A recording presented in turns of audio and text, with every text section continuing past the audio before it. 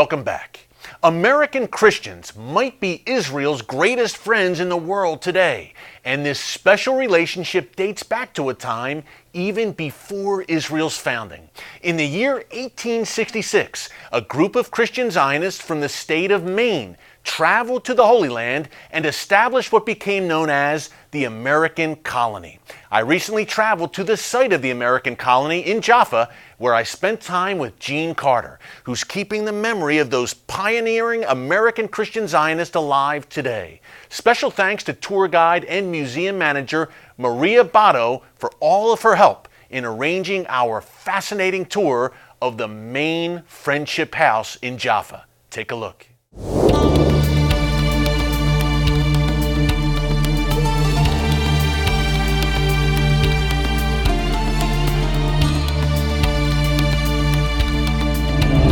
Hi, Gene. Hey, it's Erick. How are you? Yes, very Welcome. nice to meet you. I'm great. Welcome. Thank you so much. Yeah, so 1866. Yes, welcome this little corner in the American Colony in Jaffa. Yeah. This very unusual house here. Yeah, It's so a I've wooden heard. house. It was brought from Maine on a ship, the Nellie Chapin, 150 years ago. Well, we are at the 150th anniversary, Gene. Yes. Of this amazing place. Yes. Yeah. And I'd like to tell you the whole story. You'd like to come in? Absolutely. Okay. Let's do it. This is in a unique place. Okay. We have a cellar, and if you'd like to open the door for me. Sure.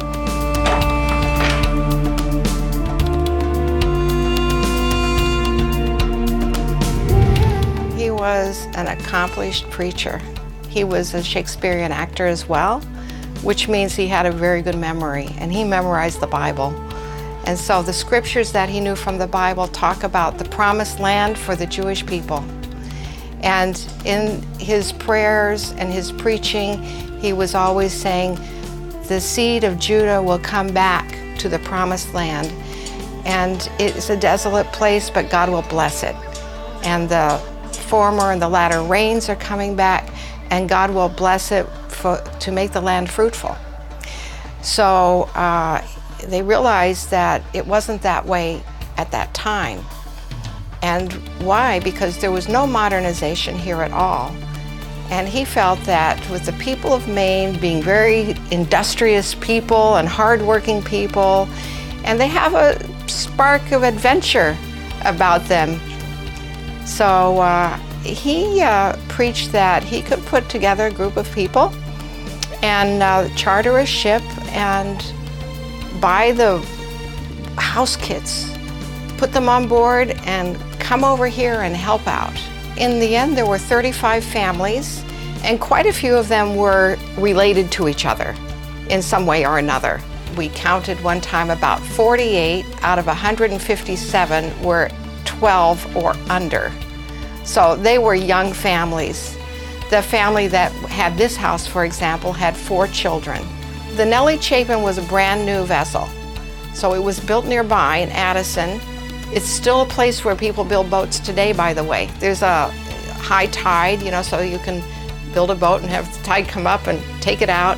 They brought it around to Machiasport, and then they sailed the Nellie Chapin over to Jonesport and took a couple of weeks or so to get everybody on board and all of their things, and sailed off from there August 11, 1866.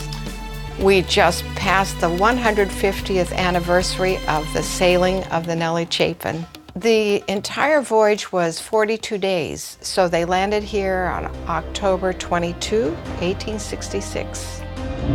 Up next, we learn about the many hardships the American colony faced and the colony's lasting impact on the land of Israel today. Stick around.